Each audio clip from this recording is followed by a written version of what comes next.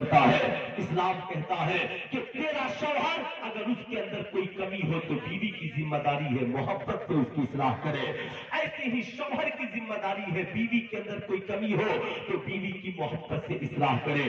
یقیناً یہی ہماری زندگی ہے. مصطفیٰ جان رحمت صلی اللہ علیہ وسلم کی زندگی ہمارے لیے نمونے عمل ہے.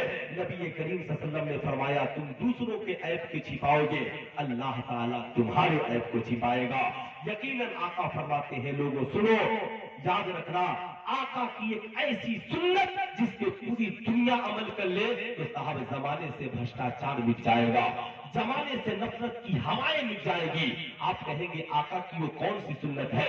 آقا فرماتے ہیں لوگوں کھانا کھانے سے پہلے پڑوسیوں کے کھانے کا خیال رکھنا, پینے سے پہلے پڑوسیوں کے پینے کا خیال رکھنا, پہننے سے پہلے پڑوسیوں کے پہننے کا خیال رکھنا.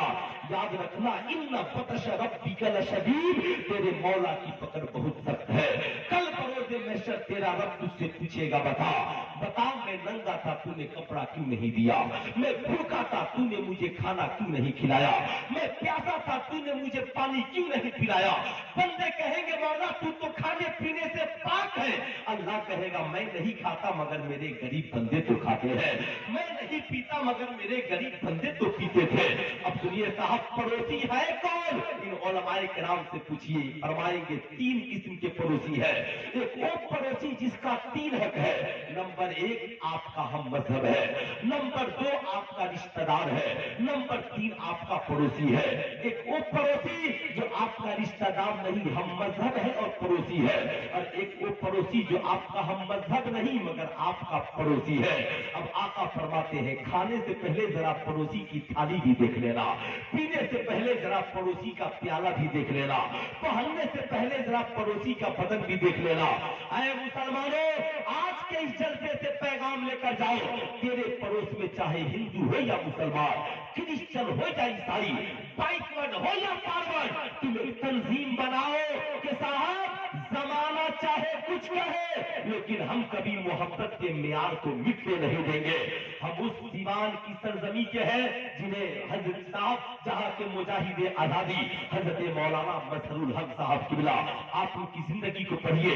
پٹنہ میں آزادی کے وقت انہوں نے صداقت آشرم بنوایا. کیوں صاحب؟ صداقت یہ اردو ہے اور آشرم یہ ہندی ہے. اب صاحب ایک گھر کا نام صداقت آشرم رکھا تاکہ لوگ جان جائیں یہاں پہ جو لڑائی لڑی جا رہی ہے ذات مذہب کے نام پر نہیں بلکہ ملک کی آزادی کے لیے ایک ساتھ مل کر لڑائی لڑی جا رہی ہے.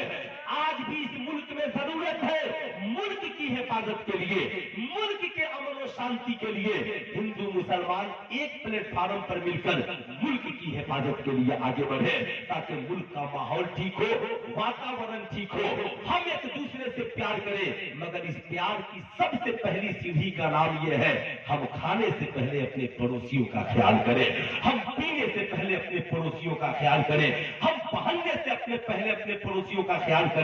آپ کا ہندو بھائی بھی پڑوسی ہوگا پوچھے گا تو آپ ہر روز مجھے کھانے کے لیے پوچھتے ہیں, میں بیمار پڑتا ہوں تو دوا کا بھی انتظام کرتے ہیں, یہ بتائیے آپ مجھ سے اتنی محبت کیوں کرتے ہیں؟